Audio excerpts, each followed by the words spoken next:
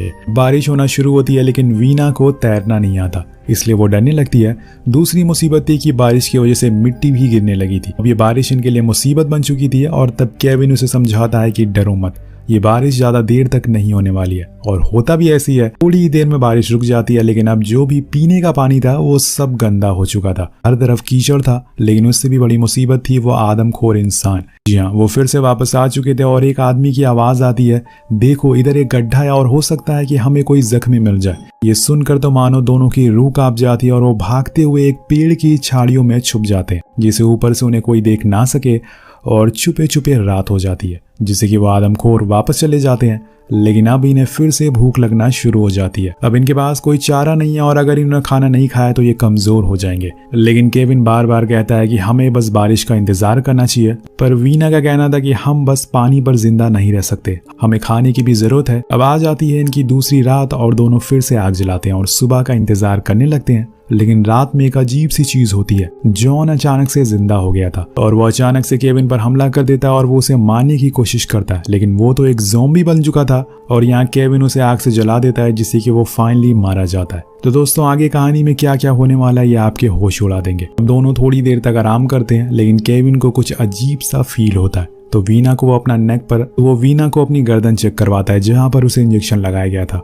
अब यहाँ वीना भी अपनी गर्दन चेक करवाती है तो उसे कुछ नहीं होता, लेकिन जब वो केविन की गर्दन देखती है तो उसे इन्फेक्शन फैल चुका था और ये इन्फेक्शन उसी इंजेक्शन का था जिसे उन गुंडों ने लगाया था और अब जाकर उसका असर दिखने लग गया था। पर वीना ये बात उसे नहीं बताती और कहती है कि सब कुछ ठीक है, हमारी इम्यून पावर बहुत ही अच्छी है, इसलिए उस इंजेक्शन ने हमें कोई असर नहीं किया। बट थोड़ी देर बाद वो अकेले बैठकर रोने लगती है, क्योंकि उसे पता चल चुका था कि केविन अब नहीं बचेगा। अब दोनों एक दूसरे से गले लगाते हैं और सो जाते हैं, लेकिन आधी रात में वीना को कुछ आवाजें आती हैं और वो देखती है कि जॉन कुछ खा रहा है। वो जब उसके पास जाती है तो अचानक से वो उस पर हमला कर देता है, लेकिन ये बस उसका एक सपना था। जब उसकी आंख खुलती है तो सुबह हो चुकी थी, लेकिन सुबह होती है वो भी और डरावनी, क्योंकि केविन की तबीयत और ज्यादा खराब होने लगी थी, उसके बिहेवियर में चेंज आने लगे थे।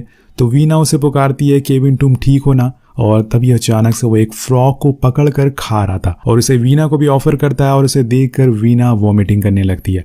और अब यहाँ केविन की आंखें भी सफेद होने लगी थी और वो ज़ॉम्बी में बदल चुका था, लेकिन यहाँ वीना उसे संभालती है। उसकी बातें सुनकर केविन थोड़ी देर के लिए होश में आता और यहाँ इनकी किस्मत भी अच्छी थी कि अब बारिश होना शुरू हो गई थी और खाई में पानी भरना शुरू हो जाता है। केविन वीना को पकड़ता है और कुछ झाड़ियों के सहारे ऊपर पहुंचा देता है, लेकिन जब उसकी बारी आती है तो वो पानी में डूब चुका था और वीना उसे बचाने की बहुत कोशिश करती है, लेकिन वो अब अंदर जा चुका था। अब वीना वहीं लेट जाती है और खुद को समझाने लगती है कि नहीं, ये मेरी गलती नहीं है, वो अब इंसान नहीं था इसलिए उसे मरना पड़ा, वो अब बदल चुका था। वो गॉड से माफी मांगती है और उन्हें भीख मांगती है कि प्लीज मुझे माफ कर दो, जिसके बाद वो उठकर भागना शुरू करती है। लेकिन अब हर तरफ ज़ॉम्बी फैल चुके हैं। सामने हम एक आदमी को देखते हैं जो एक दूसरे आदमी की लाश को खा रहा था, जिसे देखकर वो बहुत डर जाती है और भागने लगती है और इसी चक्कर में वो फिर से खाई में फिसल जाती है, जहां पर उसकी मुलाकात होती है केविन से। जी हाँ दोस्तों, वो अभी भी जिंदा था लेकिन ज़ॉम्बी के रूप में। वीना उसे एक लात मारती है जिससे वो सीधा वापस पानी में गिर जाता है और अपनी जान बचाकर यहाँ से निकल जाती है। वो बस भागती रहती है कि शायद उसे कोई मदद कर दे